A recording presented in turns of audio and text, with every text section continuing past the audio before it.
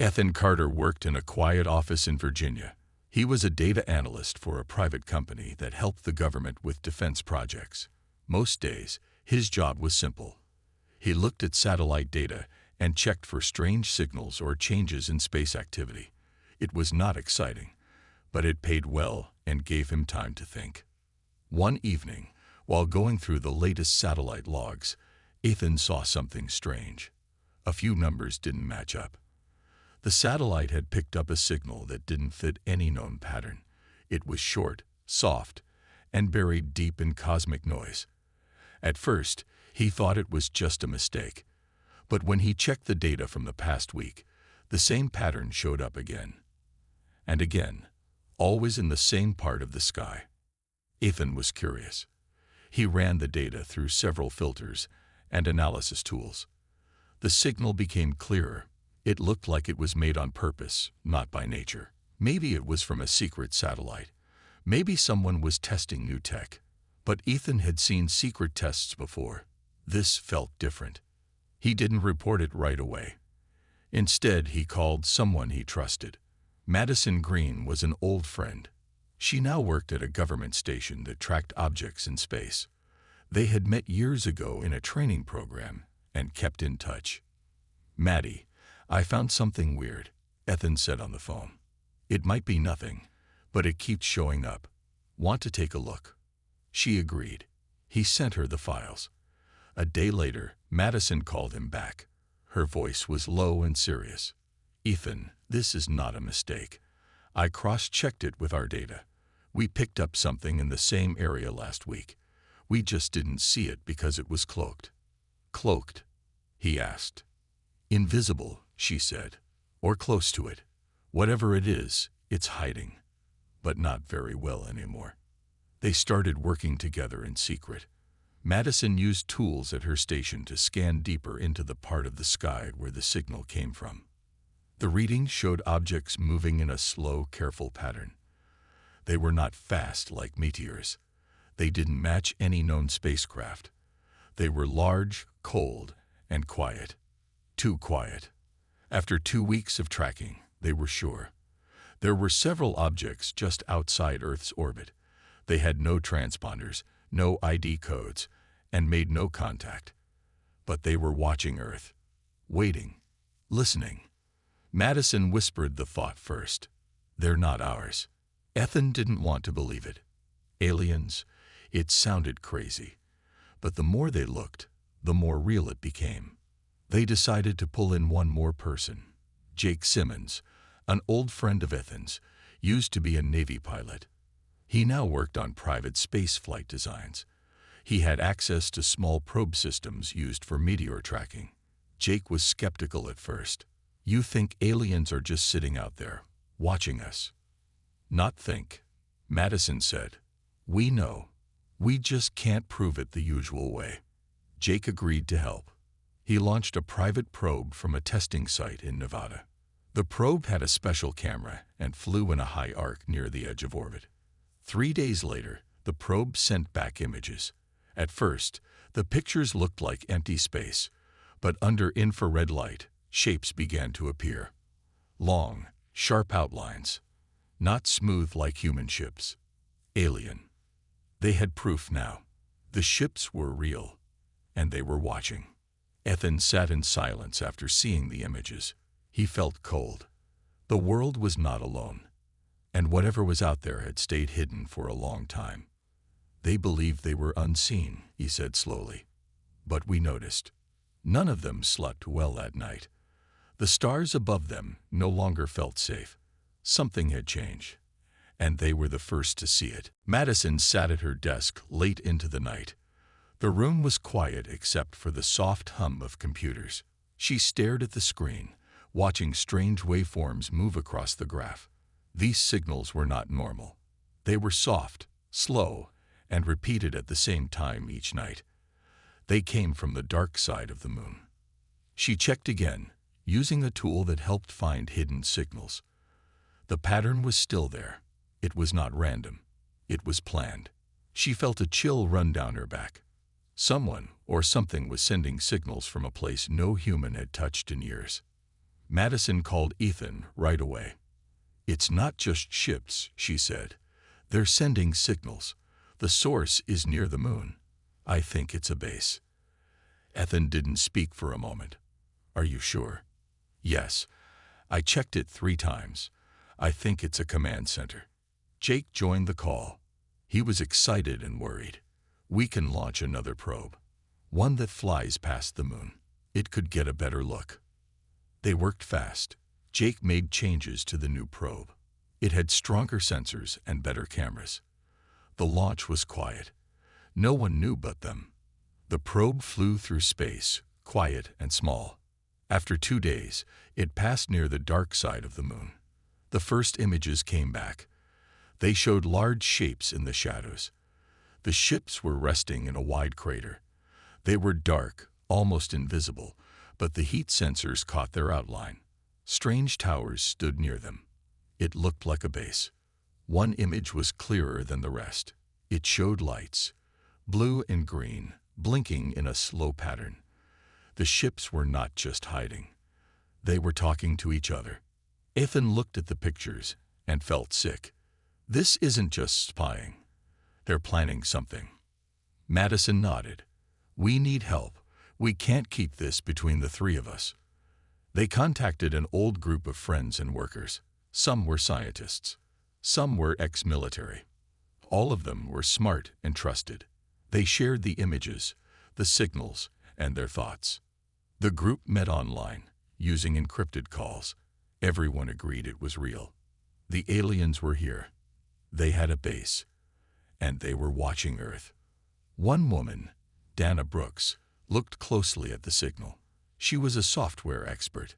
She noticed something strange. "There's a pattern in the signal," she said. "It repeats every 12 minutes. It's not just data. It's a map." "A map of what?" Ethan asked. "The signal lines up with our cities, our power grids, and our military bases. They're studying us." Everyone on the call went quiet. Jake broke the silence. "This is more than watching. They're preparing for something. Maybe even an attack." The group decided to form a secret team. They called it Watchtower. They worked from old bunkers and unused labs. They shared data and made plans. Their goal was to learn as much as possible, fast. Madison and Ethan used their jobs to hide their research. Jake built new probes and tools. Dana worked on the signals. Others tracked the skies. One night, Dana called Ethan. She sounded worried. "I think they know we're watching them. The signal has changed. It's faster." And I picked up something else. A new sound, like a warning. Ethan felt his heart beat faster. "Do you think they'll move soon?" "I don't know. But we should be ready. They were hiding for a reason. If they know we found them, they might act." The stars still looked the same. The world below went on as usual. People laughed, worked, and slept. They had no idea that just beyond the sky, hidden ships were waiting. Madison looked out the window of her station.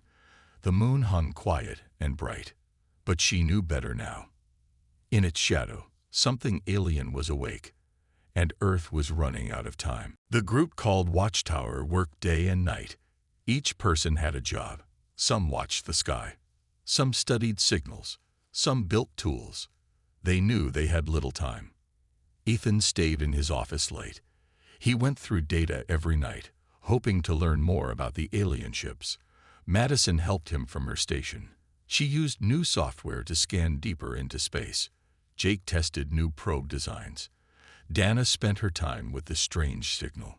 She looked at every line of code. One night, Dana called a meeting. Her voice was sharp. "I found something new," she said. "It's not just a map. The signal is growing. More data is being added. It shows new targets." "What kind of targets?" Madison asked. "Cities, power plants, military bases, even some dams. They're collecting full layouts." Jake frowned. "They're planning to hit us. They want to know what to break." Everyone looked at each other. It was clear now. This was not just watching. It was planning. The aliens were getting ready for something big. They needed help.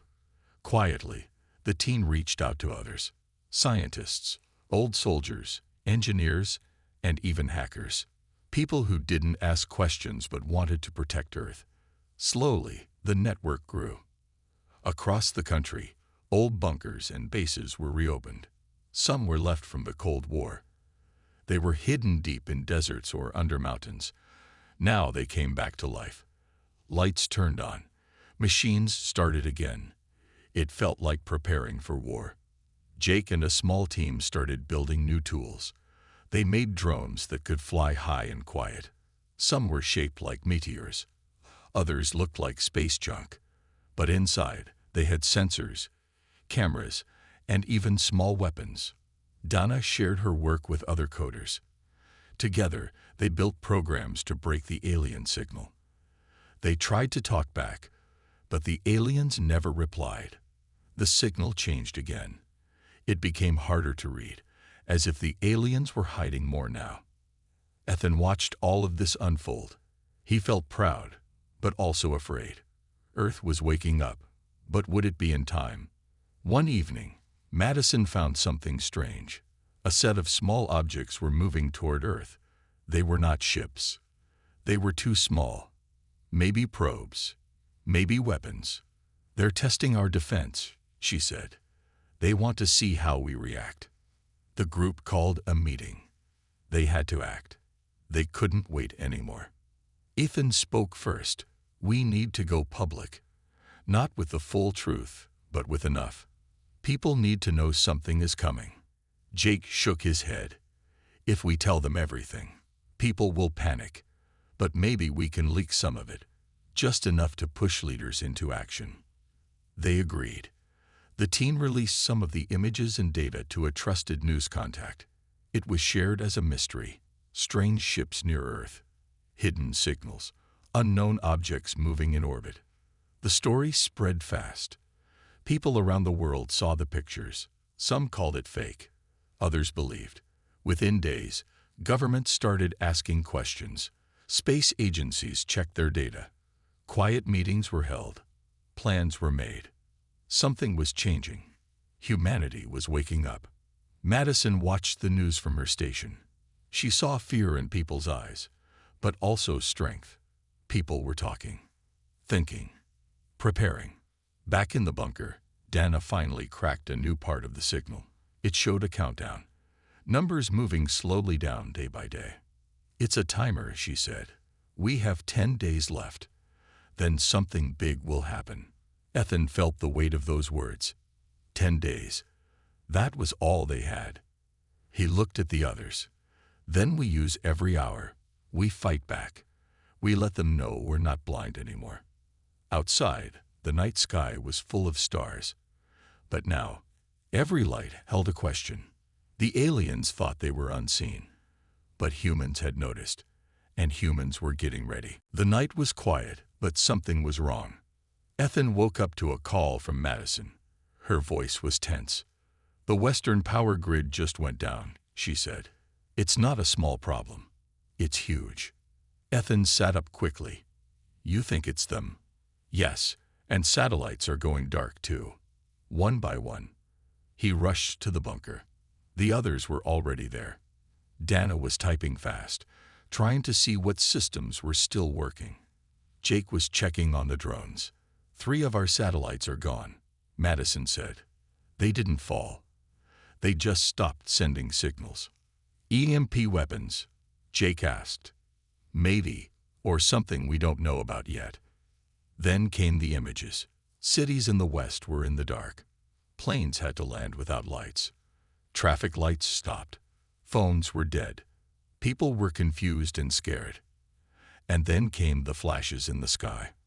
High above Earth, small points of light exploded. Alien ships had attacked key satellites, not with missiles, but with focused beams. Clean, fast, and quiet. It was the first move. The Watchtower team acted fast. Jake launched 3 of the stealth drones. They moved high above the clouds, unseen. Each one had cameras and sensors. One flew near an alien ship. For the first time, They saw the ship up close. It was long, dark, and covered in smooth plates. No windows, no markings. It moved without sound. But now small cracks were showing in its cloak. The drones could see it. "The cloak is failing," Dana said. "Our signal disruption is working." The team used everything they had. Old railgun platforms were turned back on. They were hidden deep underground and could shoot metal rods at high speed into space. Madison found a pattern. "They're targeting satellites near military bases. We have to stop them now." Jake gave the order. "Fire." The railguns fired. In space, metal rods shot through the dark. One hit an alien ship. It cracked open and spun away. Another missed. The third one hit the edge of a second ship, cutting off part of it. The aliens fought back, but humans were ready. The drones released pulse blasts that messed with alien sensors. The aliens fired at the drones, but they were small and fast. On the ground, people saw lights in the sky, bright flashes, silent fights in the upper atmosphere. Some thought it was a meteor shower. Others knew the truth. Ethan was helping guide the drones. He watched as one of them flew close to a damaged alien ship. "Get a scan before it falls," he said. The drone scanned the ship and sent back data. It showed heat lines, power cores, and weak points. But just as it finished, the alien ship fired one last shot. The screen went dark. "Drone 3 is gone," Jake said. Ethan sighed. "But we got the scan. That matters." Suddenly, alarms rang. A small alien craft had landed in the desert, not far from the bunker. "We have to stop it before it sends a message," Madison said. A team of 5, including Ethan, grabbed weapons and left in a truck. They found the ship half buried in sand. It was damaged and smoking. A tall figure stepped out. It had 4 limbs, dark armor, and glowing eyes. It moved fast. They opened fire. The creature dodged and fired back with a strange weapon. The team spread out. Jake threw a flash bomb. The creature stopped moving for 1 second. That was enough. Ethan shot it in the chest. It fell. He walked closer and looked down at it. The armor was cracked. The creature was still alive but weak. It looked at him, not with hate, but with curiosity. "We're not as weak as you thought," Ethan said softly. Back at the bunker, Dana watched the countdown. It kept going. But now, something had changed. The aliens knew humans had noticed, and humans could fight. The first battle was over. Earth had survived. For now, Ethan sat on the edge of the bed in the bunker. He had not slept in a day. His mind kept going back to the alien he had shot. It was still alive, locked deep underground. They had sealed the room and set up cameras. The alien did not speak, but it watched, always watched. Donna and Madison studied the scans from the drone. They had found weak spots in the alien ship's design. The power cores were placed in the middle. If hit right, the whole ship could shut down. "We can build a focused weapon," Madison said. "Something that hits the core directly." Jake nodded. "Let's get started." The team split into smaller groups. Some worked on the new weapons. Others built traps in case more ships landed. Dana focused on the countdown. 6 days left, she said. "We're halfway through." All over the world, people had started to notice the changes. News reports talked about strange lights. Governments spoke carefully, but more military planes filled the skies. Some people built shelters. Others prayed. In the bunker, time moved fast. The team worked around the clock. Madison found something strange in the signals, a new code hidden deep inside. "This part looks like a voice pattern," she said. Dana ran it through a program. A low, broken voice came out. "Observe, record, report, destroy." No one spoke. The message was clear now. The aliens were not here to make peace. They were here to study and then attack. Ethan looked at the screen. "They saw us as insects, something small, easy to crush. That night, the alien in the cell tried to move.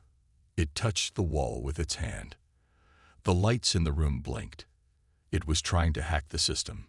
Dana shut down power to the room and changed the locks. It's more dangerous than we thought. They decided to move the alien to a deeper room, one with no connection to any computer. 2 guards stayed outside the door. Madison built a new drone, smaller than before. It was fast and could fly into tight places. She called it Whisper. It can fly inside the alien ships and send back video. She said, "We need to know what's inside." Jake launched it the next night. Whisper flew high, hidden by the dark sky. It slipped into the damaged alien ship still floating above Earth. The video feed showed long dark halls. The ship was quiet. No signs of life. Machines lined the walls. Strange symbols glowed. Whisper found a room full of screens. On them were images of Earth's cities, power grids, and water supplies. There were red circles drawn over each. "They're ready to hit everything at once," Madison said. Whisper kept going. It found a chamber full of tall tubes. Inside each one was a sleeping alien. Hundreds of them. "They're not just watchers," Dana said. "They're soldiers, waiting." Suddenly, a light turned on in the ship. Whisper flew back fast. A beam shot through the hallway, but missed. The drone escaped and sent all data back. The team now had proof. The ships were full of warriors, and they were about to wake up. "We have to hit them before they hit us," Jake said. Ethan agreed. "Tomorrow night, we launch everything. All the weapons, all the traps. We give Earth a fighting chance." Dana updated the timer. 5 days left. We make it count. Outside, the stars looked calm. But war was coming. Earth was not ready, but it was no longer blind. The aliens had come in secret. They had watched, planned, and waited. But now, humans had seen them. And humans had a plan too. It was time to fight back. The sun had not yet risen when the team met in the main room of the bunker. The air was heavy. No one smiled. Today, they would strike first. Ethan stood by the large table. A map of Earth was on the screen, with red dots showing known alien ships. They had found 6 large ships and many smaller ones. "We hit the weak spots," Ethan said. "We know where the cores are. We know how to reach them. We hit fast. We hit hard." Jake nodded. "Drones are ready. Railguns are charged, and the sky traps are active." Madison added, "I've updated Whisper. It will lead the attack on the closest ship." Dana checked the countdown. 4 days left. If we wait longer, they will wake up. The team worked through the day. Across the world, their allies did the same. Old bases came back to life. Engineers checked systems. Pilots ran drills. Code teams made sure the alien signal was blocked. By night, everything was set. Whisper took off first. It flew toward the large ship above the ocean. It carried a small but strong bomb, aimed for the power core. Behind Whisper, 2 other drones followed. They flew high, then dropped down fast. One aimed for a ship above South America. The other flew toward the ship near Asia. The moment came. "Go," Ethan said. The drones sped forward. On the screens, the team watched as Whisper entered the ship again. The hallways were dark, but the core room was glowing. The bomb dropped. The ship shook. A bright light flashed. Then, silence. Whisper's signal was gone. "Did we get it?" Jake asked. Dana checked. "Yes. The ship is falling." The second and third drones struck next. One hit the side of the ship, damaging it badly. The third drone got inside and exploded near the core. That ship, too, began to fall. Then the aliens reacted. A message was sent from the largest ship. A new signal. It was strong and full of noise. The ground shook. "They're waking up the others," Madison said. In the sky, the remaining ships started to move. They dropped small crafts toward Earth. Fast, and sharp like arrows. The railguns fired again. One small craft was destroyed midair. Another hit a trap and exploded, but some made it through. In cities, strange lights appeared in the sky. People looked up and saw the crafts land. Soldiers ran to defend. Sirens rang. The world was now in the fight. Back at the bunker, alarms sounded. "One is heading this way," Dana said. Ethan grabbed his gear. "We hold the line. We can't let them reach the core base." The small craft landed in the hills above them. 3 alien soldiers stepped out. They moved quickly and spread out. Jake led the defense team. They used old but strong weapons: guns, traps, and even fire. One alien was hit by a falling rock from a time blast. Another stepped into a trap and couldn't move. The third one got close to the bunker door. Madison fired from the tower. The alien fell. It was over fast. But the message was clear. "They're testing our defenses," Ethan said. Dana looked at the countdown. 3 days now. They'll come with more next time. Still, they had done damage. 3 ships were down. 1 was badly hurt. Only 2 big ships remained strong.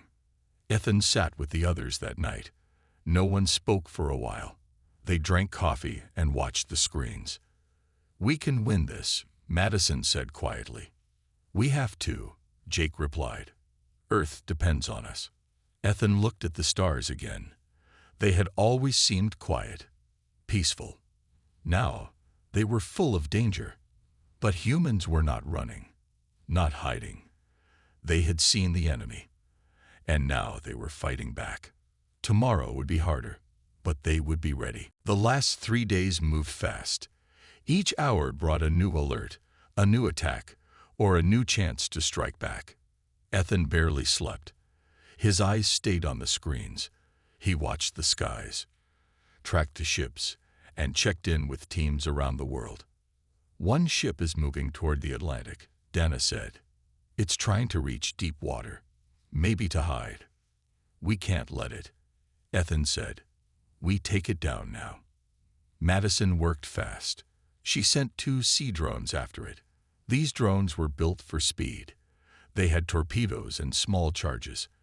As they moved through the water, the alien ship dove deeper, but it was slower than before. The first drone hit the side of the ship. A loud boom followed. Water rushed into the alien hull. The second drone hit the bottom, shaking the sea. The ship started to sink.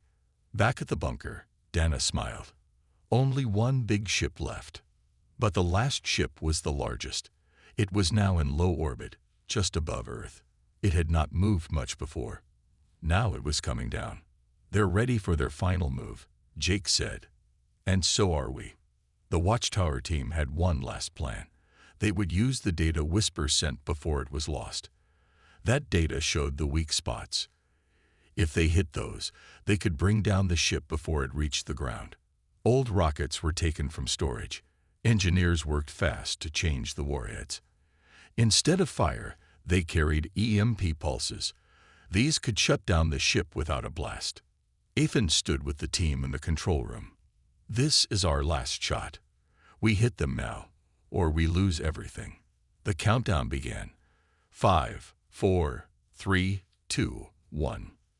The rockets launched. 4 missiles flew high into the sky. Trails of white smoke followed them. People across the world looked up and saw them go.